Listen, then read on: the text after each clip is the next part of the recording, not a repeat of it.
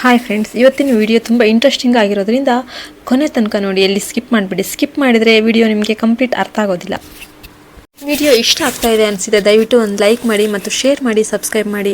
ಈ ಥರ ವಿಡಿಯೋಗಳಿಗಾಗಿ ನಮ್ಮ ಚಾನಲ್ನ ಸಬ್ಸ್ಕ್ರೈಬ್ ಮಾಡ್ಕೊಳ್ಳಿ, ಪಕ್ಕದಲ್ಲಿರುವ ಬೆಲ್ ಐಕನ್ನ ಪ್ರೆಸ್ ಮಾಡಿ ಮತ್ತು ವಿಡಿಯೋಗೆ ನೀವು ಲೈಕ್ ಕೊಡೋದನ್ನು ಮರಿಬೇಡಿ. ಈ ವಿಡಿಯೋಗೆ 10,000 ಲೈಕ್ನ ಎಕ್ಸ್ಪೆಕ್ಟ್ ಮಾಡ್ತಾ ಇದ್ದೀನಿ. ನೀವು ವಿಡಿಯೋ ಲೈಕ್ ಮಾಡ್ತೀರಲ್ವಾ? Let's start our video. ಇವತ್ತು ನಾವು ಒಂದು ಮಹತ್ವದ ವಿಷಯದ ಬಗ್ಗೆ ಚರ್ಚೆ ಮಾಡ್ತಾ ಇದ್ವಿ. ನಾವೆಲ್ಲ ದಿನವೂ ಬಳಸುವ ಫ್ರಿಡ್ಜ್ ಅಂದ್ರೆ ಈ ಫ್ರಿಡ್ಜ್ ಏನಿದೆ ಅಲ್ಲಿ ನಾವು ಏನೇನು ಇರಿಸ್ತೀವಿ ಅನ್ನೋದು ನಮಗೆ ಗೊತ್ತೇ ಆಗೋದಿಲ್ಲ.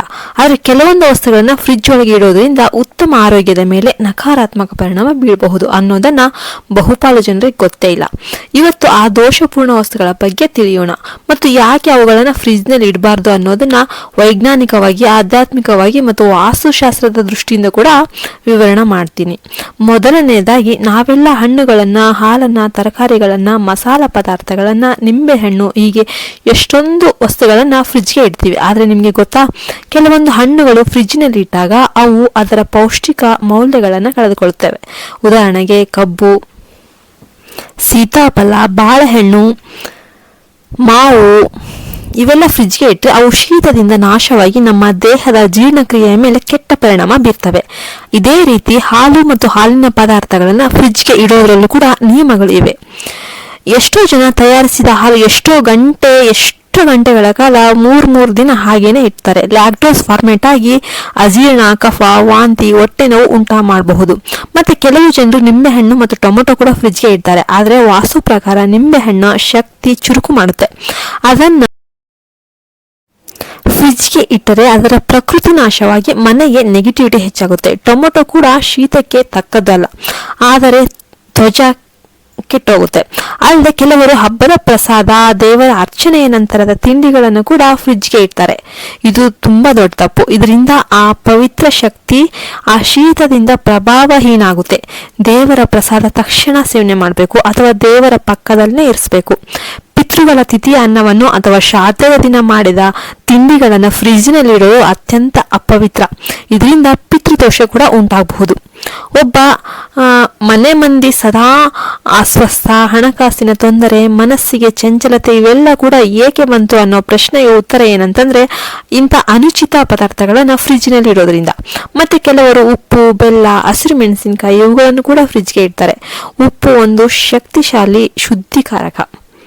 ಅದನ್ನ ತಂಪಿನಲ್ಲಿ ಇಡೋದ್ರಿಂದ ಅದರ ಶಕ್ತಿ ಕುಂಠಿತ ಆಗುತ್ತೆ. ಹಾಗೆ ಬೆಲ್ಲ ತಂಪಿನಲ್ಲಿ ಇಟ್ಟರೆ ಅದರಲ್ಲಿರೋ ಶಕ್ತಿಯು ಹಾನಿಯಾಗುತ್ತೆ. ಇದರಿಂದ ಅಡುಗೆಯಲ್ಲಿ ಶಕ್ತಿಯ ಕೊರತೆ, ಶರೀರದಲ್ಲಿ ಉಷ್ಣಾಂಶ ಬದಲಾವಣೆ ಹೀಗೆ ಉಂಟಾಗುತ್ತೆ. ಎಷ್ಟೋ ಸಮಸ್ಯೆಗಳು ಬರ್ತವೆ.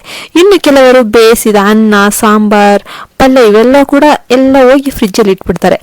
ಮತ್ತೊಂದು ದಿನ ಬಳಸೋದು ಇದು ಸರಿಯಲ್ಲ. ಅದು ರೋಗಕಾರಕ ಬ್ಯಾಕ್ಟೀರಿಯಾಗಳ ಬೆಳವಣಿಗೆಗೆ ಸಹಕಾರಿಯಾಗುತ್ತೆ. ಇದು ದೀರ್ಘಕಾಲದಲ್ಲಿ ಆಹಾರ ವಿಷದಿಂದ ಹೊಟ್ಟೆ ಅಜೀರ್ಣ ಆಗಬಹುದು ಅಥವಾ ಫುಡ್ ಪಾಯ್ಸನ್ ಆಗ್ಬೋದು. ಆಯುರ್ವೇದ ಪ್ರಕಾರ ಬೇಯಿಸಿದ ಆಹಾರ 3 ಗಂಟೆಗಳ ಒಳಗೇನೆ ಸೇವನೆ ಮಾಡಬೇಕು. ಇಲ್ಲದಿದ್ರೆ ಅದು ಅಹಿತಕರ. ಇನ್ನು ವಾಸ್ತು ಪ್ರಕಾರ ನೋಡೋದಾದ್ರೆ ಫ್ರಿಡ್ಜ್ ತೀವ್ರ ತಂಪಿನ ತತ್ವದಿಂದ ಕೂಡಿದೆ. ಅದರಲ್ಲಿ ಶಕ್ತಿ ಹರಿವು ಇಲ್ಲ. ನೀವು ಅದರಲ್ಲಿ ಪವಿತ್ರ ವಸ್ತು,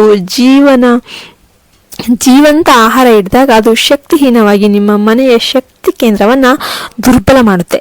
ನೀವು ಮನೆಯಲ್ಲಿ ಶಕ್ತಿಯ ಕೊರತೆ, ಬಿಕ್ಕಟ್ಟಿನ ಪರಿಸ್ಥಿತಿ, ಆರೋಗ್ಯ ಸಮಸ್ಯೆಗಳನ್ನ ಎದುರಿಸ್ತಾ ಇದ್ರೆ ಈ ಕಾರಣ ಇರಬಹುದು. ಕೆಲವರು ಶೃಂಗಾರ ವಸ್ತುಗಳು, ನೇಲ್ ಪಾಲಿಶ್ ಇವೆಲ್ಲವೂ ಕೂಡ, ಮತ್ತೆ ಇನ್ನು ಕೆಲವು ಜನ ಮಂಗಳಸೂತ್ರ ಅದನ್ನು ಇಡ್ತಾರೆ. ಕೆಲವು ಜನ ತುಳಸಿ ದಳ, ಚಂದನ, ಕಂಫರ್ಟ್ ಇವೆಲ್ಲವೂ ಕೂಡ ಫ್ರಿಡ್ಜ್ಗೆ ತೂರಿಕ್ಬಿಡ್ತಾರೆ. ಈ ಎಲ್ಲವನ್ನ ಫ್ರಿಡ್ಜ್ಗೆ ಇಡೋದು ಒಂಥರ ಪಾಪಕ್ಕೆ ಸಮನಾದಂತೆ. ಇವು ಶುದ್ಧತೆಯ ಸಂಕೇತ, ಅಶುದ್ಧತೆಯನ್ನು ಉಂಟು ಮಾಡ್ತವೆ. ಇವು ಶೀತದಿಂದ ಶಕ್ತಿಹೀನವಾಗಿ ದೇವರ ಅನುಗ್ರಹದಿಂದ ಇವೆಲ್ಲವೂ ದೂರ ಆಗ್ತವೆ.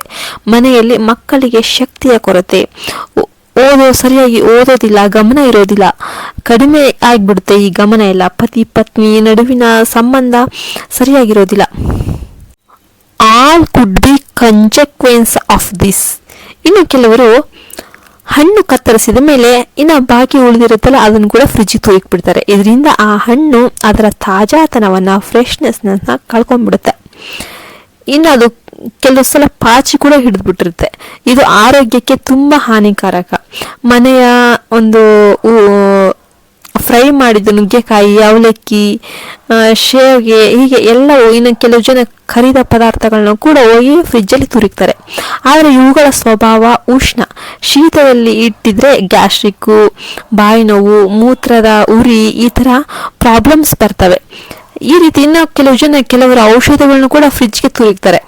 ಎಲ್ಲ ಔಷಧಿಗಳು ಅಲ್ಲಿಗೆ ತಕ್ಕದ್ದಲ್ಲ, ಕೆಲವೊಂದು ಮಾತ್ರ ಇಡಬಹುದು. ಅವೆಲ್ಲ ಅಲ್ಲಿ ಇಡೋದ್ರಿಂದ ಅವುಗಳ ರಾಸಾಯನಿಕ ಶಕ್ತಿಯನ್ನು ಅವು ಕಳ್ಕೊಂಡ್ಬಿಡ್ತವೆ. ಮನೆಗಳಲ್ಲೆಲ್ಲ ಈ ತಪ್ಪು ಸಹಜವಾಗಿ ನಡೆದೇ ಇರುತ್ತೆ. ಆದರೆ ಇವನ್ನೇ ಸರಿಪಡಿಸ್ಬೇಕಂದ್ರೆ ನಿಮ್ಮ ಮನೆಯ ಆರೋಗ್ಯ, ಹಣಕಾಸು, ಸಂತೋಷ ಎಲ್ಲ ಹತ್ತಿರ ಬರ್ತವೆ. ಇದನ್ನು ತಕ್ಷಣ ನಿಮ್ಮ ಕುಟುಂಬದವರಿಗೊಂದಿಗೆ ಎಲ್ಲರಿಗೂ ಹಂಚ್ಕೋಬೇಕು. ನೀವು ಫ್ರಿಜ್ಜಿನಲ್ಲಿ ಇಡಬಾರದ ವಸ್ತುಗಳನ್ನು ಒಂದ್ಸಲ ಪಟ್ಟಿ ಮಾಡಿಬಿಡಿ. ಮನೆಯ ಎಲ್ಲ ಸದಸ್ಯರಿಗೂ ತಿಳಿಸಿ ಹೇಳಿ. ನೀವು ಸದಾ ಶುದ್ಧತೆ, ಶಿಸ್ತು, ವೈಜ್ಞಾನಿಕ ಮತ್ತು ವಾಸ್ತುಶಾಸ್ತ್ರದೊಂದಿಗೆ ಬದುಕಿದಾಗ ಅದೃಷ್ಟ ನಿಮ್ಮ ಜೊತೆಯಲ್ಲಿರುತ್ತೆ. ಪ್ರತಿದಿನ ನಿಮ್ಮ ಆಹಾರವನ್ನು ನವೀನವಾಗಿ ತಯಾರಿಸಿ ಪವಿತ್ರತೆಯನ್ನು ಇಟ್ಕೊಳ್ಳಿ. ಫ್ರಿಜ್ ಬಳಸುವಲ್ಲಿ ಜಾಗ್ರತೆ ಇರಲಿ. ದೇವರ ಒಂದು ಪ್ರಸಾದ, ಶ್ರಾದ್ದದ ಆಹಾರ, ಪವಿತ್ರ ಹಣ್ಣು, ತುಳಸಿ, ಇನ್ನು ಕೆಲವು ಜನ ಮಂಗಳಸೂತ್ರ ಇವನ್ನೆಲ್ಲ ಹೋಗಿ ಫ್ರಿಜ್ಜಲ್ಲಿ ತೂರಿಕ್ಬಾರ್ದು. ಮನೆಗೆ ಶಕ್ತಿ ಹರಿದು ಬರೋದೆಲ್ಲ ಸ್ಟಾಪ್ ಆಗಿಬಿಡುತ್ತೆ. ಬರೀ ನೆಗೆಟಿವಿಟಿ ಎನರ್ಜಿ ಬರುತ್ತೆ. ಹಣದ ಹರಿವು ಜೋರಾಗುತ್ತೆ. ಮಕ್ಕಳ ವಿದ್ಯಾಭ್ಯಾಸ ಉತ್ತಮವಾಗುತ್ತೆ. ಇವೆಲ್ಲ ಬಿಟ್ಟರೆ ಇನ್ನು ಪತಿಗೆ ಒತ್ತಡ, ಮದುವೆ ಸಮಸ್ಯೆ ಇವೆಲ್ಲವೂ ಕೂಡ ಎಲ್ಲ ದೂರ, ಎಲ್ಲರೂ ಚೆನ್ನಾಗಿರ್ತೀರ. ಇನ್ನು ಕೆಲವು ಜನ ಮಕ್ಕಳಿಗೆ ಸರಿಯಾಗಿ ಮದುವೆ ಆಗಿಲ್ಲ, ಫಿಕ್ಸ್ ಆಗಿಲ್ಲ. ಇನ್ನು ಕೆಲವು ಜನಕ್ಕೆ ಉದ್ಯೋಗದ ವಿಳಂಬ ಇವೆಲ್ಲವೂ ಕೂಡ ಈ ಸಣ್ಣ ಸಣ್ಣ ಅಲಕ್ಷ್ಯದಿಂದ ಕಾರಣದಿಂದನೇ ಆಗ್ತಾ ಇರಬಹುದು. ಇನ್ನು ಮುಂದೆ ಫ್ರಿಡ್ಜ್ ಉಪಯೋಗಿಸುವಾಗ ಈ ಎಲ್ಲ ವಿಚಾರಗಳನ್ನು ಮನನ ಮಾಡ್ಕೊಳ್ಳಿ. ಇವತ್ತಿನ ಸಣ್ಣ ವಿಚಾರವೇ ಆಗಿರ್ಬೋದು ಇದು, ಬಟ್ ಇದು ದೊಡ್ಡ ವಿಚಾರ. ನಿಮ್ಮ ಇಡೀ ಜೀವನವನ್ನೇ ಬದಲಾಯಿಸಬಲ್ಲಂತಹ ಒಂದು ವಿಚಾರ. ಇಂತಹ ಧಾರ್ಮಿಕ ಮಾಹಿತಿ ನಿಮಗೆ ಬೇಕಾದರೆ ನಮ್ಮ ಚಾನಲ್ನ ಸಬ್ಸ್ಕ್ರೈಬ್ ಮಾಡ್ಕೊಳ್ಳಿ. ಪಕ್ಕದಲ್ಲಿರುವ ಬೆಲ್ಲೈಕನ್ನ ಪ್ರೆಸ್ ಮಾಡಿ. ವಿಡಿಯೋ ಇಷ್ಟ ಆಗಿದೆ ಅನಿಸಿದರೆ ದಯವಿಟ್ಟು ಲೈಕ್ ಮಾಡೋದನ್ನು ಮಾತ್ರ ಮರಿಬೇಡಿ. ಜೈ ಹಿಂದ್, ಜೈ ಭಾರತ್ ಮಾತೆ. ಶ್ರೀ ಕಾಳಿಕಾ ದುರ್ಗಾ ಜ್ಯೋತಿಷ್ಯ ಪೀಠಂ ಪ್ರಧಾನ ತಾಂತ್ರಿಕ್ ಮಂಜುನಾಥ್ ಭಟ್.